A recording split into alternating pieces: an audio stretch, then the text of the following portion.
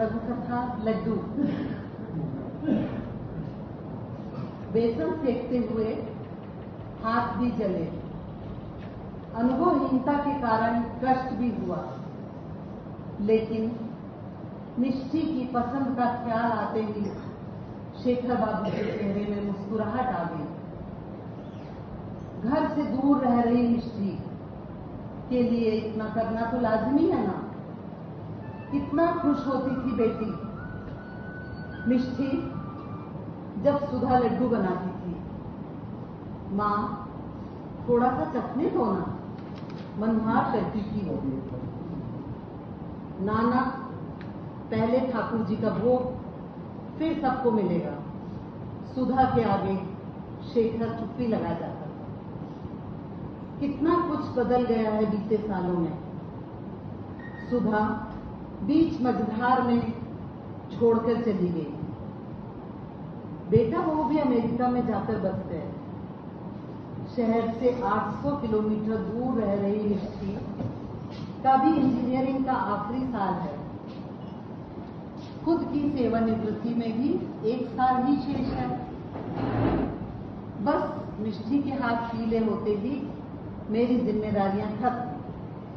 गर्म बेसन में चीनी का बूरा डालकर गोल गोल करने के प्रयास में फिर जल रहे थे उनके हाथ। बड़े मनोयोग से लड्डू डिब्बे में भरकर स्टेशन की ओर निकल पड़े शेखर बाबू। उफ, रास्ते में कितना जाम मिलता है आजकल। बड़ी मुश्किल से उनकी कार नियत समय पर स्टेशन पहुंची। प्लेटफॉर्म टिकट लेने में और मिष्टी की सखी को ढूंढने में इतना समय लग गया कि धीरे धीरे ट्रेन सरकने लगी थी। ओह, कहीं रह ना जाए ये लड्डू का डब्बा।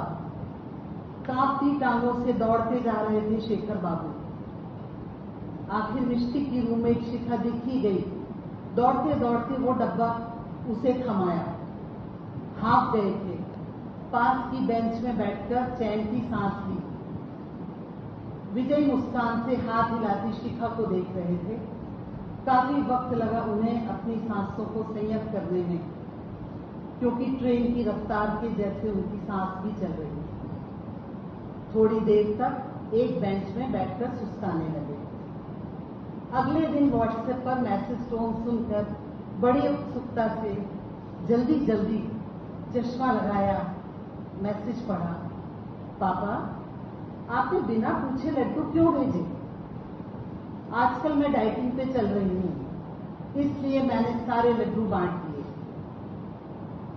मेरे लैपटॉप की हार्ड डिस्क भर गई है। हम सहेलियों को पिकनिक पर जाना है, तो आप प्लीज मेरे अकाउंट में 20,000 रुपए जमा करा दीजिए। लव यू पापा। उंगली के छाले में अचानक बहुत दर्द महसूस किया था शेखर बाबू ने। क्या बात है, बहुत अच्छा।